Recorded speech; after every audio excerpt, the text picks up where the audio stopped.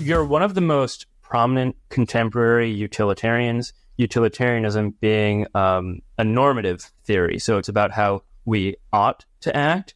And maybe before we get into your particular utilitarian views, it would be interesting for our listeners who might not be familiar with moral philosophy to hear just what, historically speaking, the utilitarian theory has been.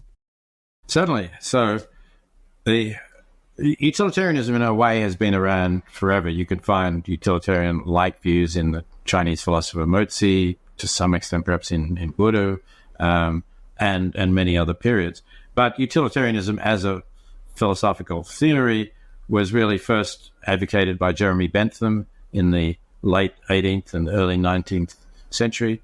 And Bentham is known for the formula, greatest happiness of the greatest number, as the end. In fact, Bentham himself later regretted that he had used that because of its suggestion that if 50% plus one of the people are happier, even if they're only slightly happier, that's the right thing to do, even if 49.9% are utterly miserable because of what you've done. So that's clearly not what Bentham wanted. What he wanted was to say, we should try to maximize the surplus of happiness over suffering. So maximize happiness, minimize suffering. That's really what utilitarianism is about.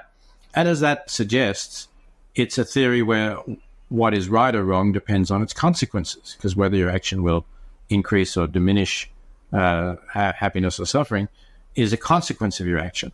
So it's what is known now as a consequentialist theory, and that's contrast to theories that say, if you breach some rule, like, do not kill the innocent, that is just always wrong, no matter what the consequences.